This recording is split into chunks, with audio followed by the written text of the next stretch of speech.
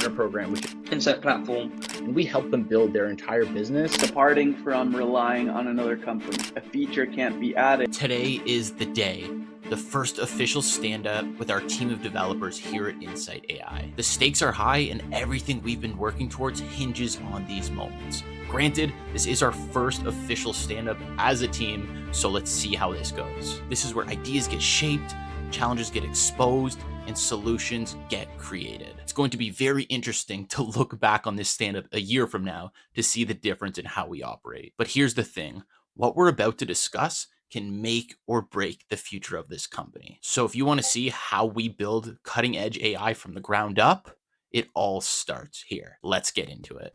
Join here. Roger, Yeah. how's it going? Nice to meet you, man.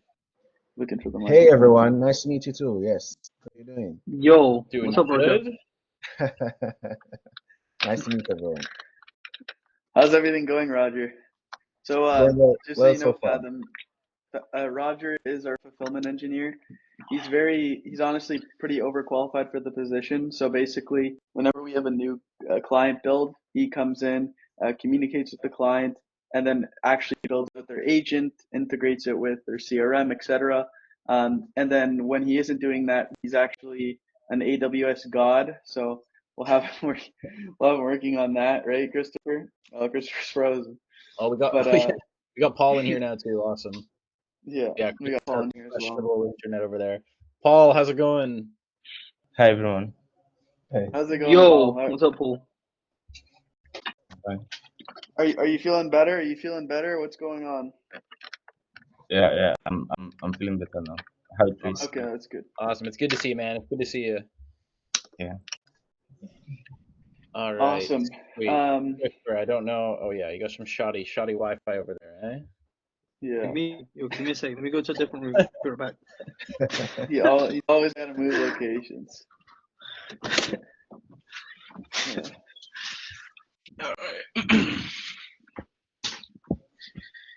Yeah. So basically, guys, what we're gonna do is every Friday we're gonna have these calls. Like they shouldn't be longer than 15 minutes. It's honestly just gonna be a check-in, saying hi to everyone because you know our all our engineers are from everywhere around the world, right? So we wanna have some sort of face-to-face community-based sort of thing, and then we'll also have like just a check-in so everyone's correlated. So I'll just give you an example of what I mean by that. We had one of our back-end developers. His name is Ishmael. He's no longer with us, and he was working on like the back-end code. And there, I got on call with him, and he basically asked me, like, how does the AI work? Like, how does it call? So, so basically, what I mean when I want everything correlated is I want everyone to understand what's going on top of what you're already doing. So I want Roger to know what Paul's doing. I want Paul to know what Fathom's doing, because if you don't have a true understanding of what you're working on, even if it is separated into back end, front end, full stack, whatever, it's important to understand what's going on and what the overall goal of the project is and what insights looking for. I'm going to be talking about the future of the company, the SaaS, what we're going for, the features on these calls. So this is more just going to be like, I don't really have anything prepared. I also needed to meet Fathom for the first time. So me and Jax won't be present on every single one of these calls. We'll try and make most of them, but that's basically what we're doing here. So yeah, I appreciate your patience. It'll be a quick call every time. We shouldn't go over 15 minutes. Maybe if we're going over like a roadmap, feature roadmap for asking your guys' feedback and advice on certain things, and we might go overboard a bit, maybe 30 minutes. But that shouldn't be an issue. Awesome. That's all I had to say. Cool. All right, guys. So, right, who should we start with?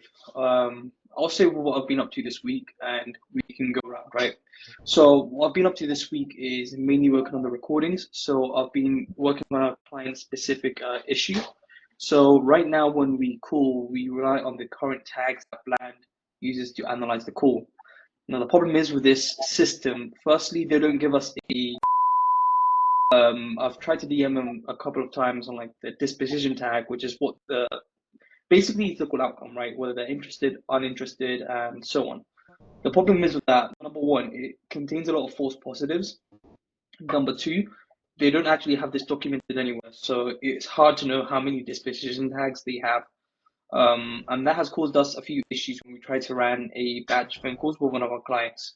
So now what we're doing is we're giving the analysis, we're basically giving the AI a prompt whenever it finishes a call to analyze the calls into different categories.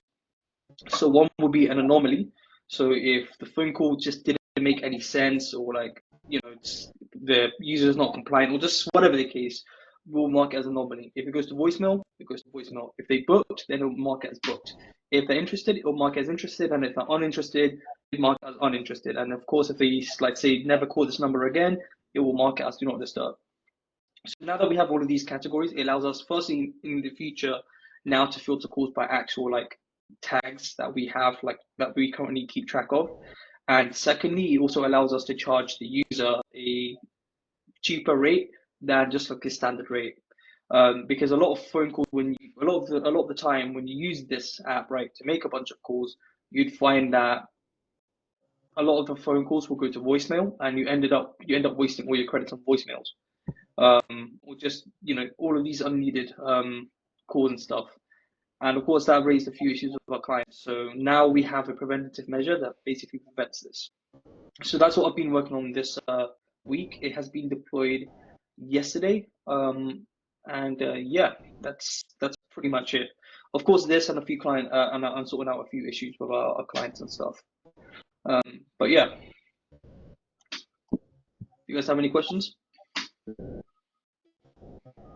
One thing I'm curious about is with, of course, the new engineers, and Paul maybe as well, actually. Do you guys, Okay. I don't know if we've discussed this with you guys. This is less to do with the engineering side of things, but just how we operate as a business as a whole. Are you guys aware of how we acquire clients and kind of what our business model looks like to bring people to the platform? Have we gone over that? I don't think we've gone over that with you guys, right? We're more so focused on the technical side of things. So to cover what Nick said there, right? We don't want to be in a position where we have one of you guys in a situation where it's like, how does the AI call? Or like, how do you guys even get clients or stuff like that? So I kind of want to just give a quick breakdown of how we acquire clients and what our goal is with the platform even. So obviously we have businesses who come to us and they want us to build the AI into their business, right? For whatever it is, appointment booking, customer service calls, whatever it is. And we do that. And we charge a one-time fee for the build, and then they pay usage, right? They pay the usage cost of 22 cents per minute of call time. And so where the money is really made, and our goal with this is to get as much usage on the platform as possible. That's where the company as a whole makes as much money as possible, and the usage is relatively passive, right? Because we don't need to do any additional work as they're making calls, as many calls as they want. They just pay for credits as they go. And so building up as much usage on the platform is our goal with it. And so we have the end user side of things, where if a business comes to us, that's where Roger's main role would be to do the fulfillment and build into their business. And then we also have our partner program, which is where people who want to sell the AI, they want to resell our platform to their clients. And so we have a lot of agencies or just brand new, fresh beat business owners who want to start a business selling AI, some established business owners who are already making good money. They see the opportunity with AI and they want to resell our platform with, of course, without having to build their own or build their whole team or anything like that. They just want easy access to a good platform. And so that's our main business model, because we can go after businesses and end users, which is great. But we focus more so on the partner program side of things, which is where people come to us, they pay us a one-time fee, and we help them build their entire business to effectively close end users on the AI infrastructure. So we essentially have Insight AI at the top. We have our partners right below us who are paying us to teach them how to sell the AI effectively, and then they're going out and bringing end users to our platform. And so that's kind of what the whole thing looks like. And that's what we've kind of deemed as the most effective route to get cash flow and also, be able to pay all you guys and get minutes building up on the platform. And so I just wanted to kind of break down how we actually function, because I think that's fairly important for you guys to know how we operate as a business and how we bring in cash. But the main thing, our goal is to build as much usage on the platform as possible. Our goal was a fairly ambitious goal, but in the next 6 months, we want to have 250,000 minutes a month on the platform. That's our goal with the usage side of things. I think that's fairly doable. Just for comparison, right now we're at about 2,000 per month. Yeah, give or take. Yeah, exactly. Because as you guys have known, we have some end users that are trying to use the platform or wanting to use it, but we've run into, little kind of hiccups, little bugs, that sort of stuff that have kind of halted that a little bit, having brought them to the point where they can consistently use it. I don't know if you guys have played around with the AI, but if you use it and you have to call yourself, it does amazing. It's very, very good. But like Christopher mentioned, when we've encountered issues when we run into the batch calls, the large volume of calls, pretty much back to back, that's where we've noticed the quality kind of got affected a little bit. So that's kind of what we've been focusing on right now, because as soon as we're in the position where we're confident with any scenario that we can effectively build this into businesses and not have to worry about any major errors at least, and confident that these businesses can use it effectively, our job will be to bring on as many, of course, users on the platform as possible. And we're confident that once we have a platform that we are really, really confident in all scenarios, we'll be able to really kind of exponentially bring more usage onto the platform. So right now we're in that kind of spot where we want to make sure that AI is working perfectly in a multitude of these different scenarios. And that's kind of the arc we're in right now, I guess, where once we move past this, then we'll be able to really bring a good amount of usage onto it. So just wanted to kind of debrief you guys a little bit on how we operate. Yeah, and just to add a little bit onto what Jack said, the cool thing about the current business model that we're running is that it's a renewable source. So for example, let's say me and Jax were to stop entirely running paid acquisition and not bringing in any more partners. That's our primary focus, is bringing on more partners right now. Even if we were to stop that, we already have 25 partners who have built an entire business around AI or have included our AI into their offer, fully relying on Insight in order to bring more usage to our platform. So even if we stop bringing on any new leads, there's more coming through, more clients, more usage every single day without us doing any work. Now, what we're going to switch to and transition to once we become more confident in the platform is a SaaS model. The reason we aren't right now is because we're not confident enough in our platform to where our churn rate will sustainably be under 4 months for each client. Like, that's a good churn rate. If you have a client who's paying you for at least 4 months, that's good. So eventually, Insight, instead of charging upfront payments for clients, we're going to have most likely 3 packages to start of monthly subscription packages, right? Where people, to use the platform, they pay a monthly subscription plus usage instead of the large upfront payment and usage. Obviously, we'll have enterprise level options and like yearly plans to make it more attractive, right? Where you get a little bit of a discount off. But that's where Insight is heading for. That's where our goal is. And that's, I think, where the usage will stack. Because once we get to the point where we're confident enough that the platform can reach our business to a SaaS model, we can start bringing on affiliates. And I don't know if you guys are familiar with Go High Level. It's a CRM that we use a lot for the fulfillment of our AI and what we connect. We play with the workflows in there. It's a very reliable CRM, and they've recently had explosive growth, mainly and solely due to how attractive their affiliate program is. Like, there's people whose sole business model is running and being an affiliate for Go High Level. And Jax, he actually just told me, I think it was in the month of September, it paid over $4 million in affiliate commission alone. So that basically means in that month, they made $10 million from their affiliates, right?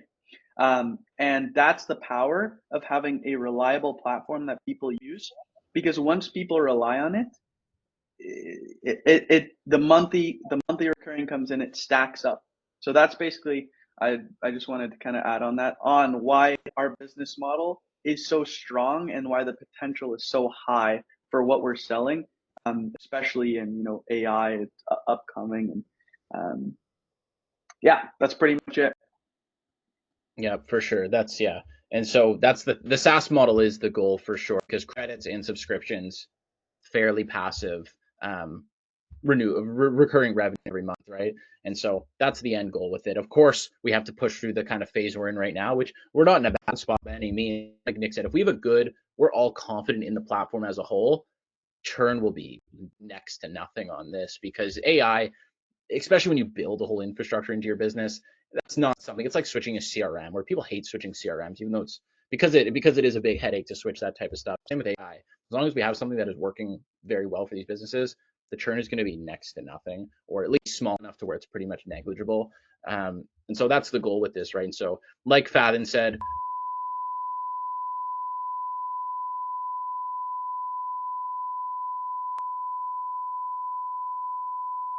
you guys are aware of already, like the node script, we got to get inbound calling in there. Those are pretty core features that add a lot to the platform, especially inbound calling. That's, a huge aspect of calls people make. It's outbound or inbound, right? And inbound is a huge use case for a lot of businesses. So those are really the two main features. And then outside of that, there's a couple other kind of minor ones like live transfers, sending SMSs and emails. Those aren't really priorities. Live transfers is one we'd want to get in there. But then once these are done and the code is looking cleaner and we've all kind of just come together and decided, okay, we're good with what we've done now to move on to the next things, that's where we'll kind of start working on the SaaS features, like being able to white label the platform, being able to add sub accounts inside of it for the people who are reselling it, because we are in a good spot. The software is the main thing that we want to get really working effectively right now, because on the other side, in terms of our acquisition and everything, the way we've set up our business is our partner program. We've pretty much replicated our business 25 times in all of our partners, and they're all relying on our platform and using our platform. So like Nick said, even if we stop going after acquisition, we've trained our partners how to do it effectively to where we have almost like a little army of Insight duplicates that are selling our platform and bringing on clients, and they're making a good amount of money as well selling it, because it is a high ticket infrastructure. But that's kind of where we're at right now, and so we just want to get through this kind of little phase of little kind of hiccups and stuff with the platform to push through this to get to the point where we're all confident in it, and then we'll be in a really good spot to really grow much quicker. So yeah, just wanted to kind of debrief you guys on that. I don't know if you guys have any questions or anything, but feel free. Yeah, the just one more thing. The biggest milestone in the improvement in the platform and what we're going to see is what Fathin realized very quickly is departing from relying on another company. So right now, the entire,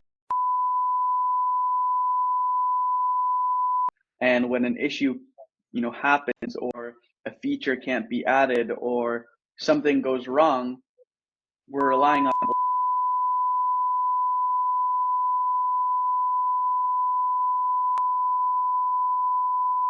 a major issue. And once we get some of the core features out, that's going to be, I would say, the main change of when we're going to see that large growth.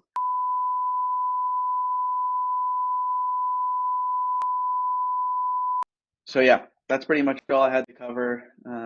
I think now Christopher kind of mentioned what he was talking about. Paul, you've been sick, so if you want to mention what you've done, if you haven't done anything, no problem. We can go on the Fathin, and then I know Roger just started training, so there's nothing much there. Yeah, actually, I've not done anything this week. No problem. Yeah. Okay, go ahead, Fathin. Go ahead. But my main focus for the features were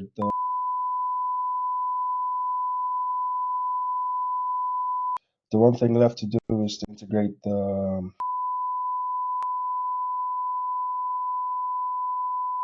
so if you have that set up, we could prevent clients from having this tiny issues that maybe cost time for you guys. So like Christopher also suggested some ways we could do that.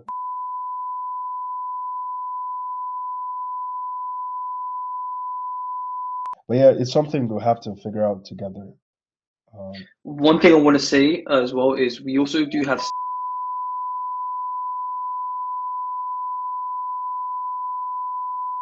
Of course, there's a few things in staging that it's like that it doesn't have. So the first thing is Insight platform. The main reason why we went with this approach is because we don't want to go too crazy with our costs as well. We want to make sure we have, we're basically in the line where, we're not spending too much on infrastructure, but of course our infrastructure is like, not too bad. Like it's somewhere in between where, it's a sort of middle between Jax, Nick, so guys, so basically you guys might be two-factor authentication, email confirmation, and we can have like we can just outsource this out to like a different service provider that does this. And of course, it's also free on our end. Once we hit more than 10,000 users, we start paying, I think. But that's like that. It's going to take a while since we get to that number. It's just a migration process. My current company right now, we currently do use this. So yeah, it's been proven to be effective. So it might be something worth investigating. Yeah, Okay, so I cool. just wanted to add some context. Yeah, that's pretty much it. For sure. Yeah. Like of Awesome, course- awesome. And then Roger just has the like he's still doing the training, so nothing from him as well. So yeah, I think that's it. We somehow did 30 minutes, and I said One. my bad, guys. Okay, cool. One question. I don't want to extend it too long, but Salam, having a look at the code base and everything, could you at least point out, because again, now that we have a few new fresh pair of eyes, right? Could you tell us at least, like, what from the code base that you see, like, what's your top 5 biggest concerns, and like, how do you feel about everything, and just to get your personal input and everything. Don't hold as back. well. Yeah, don't hold back. Right. So the first thing is like I see in database models we have that's one, and then on the second hand we have migration issues. So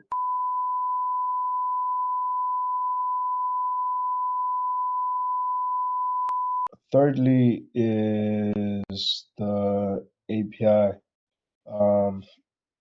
Like I feel like the API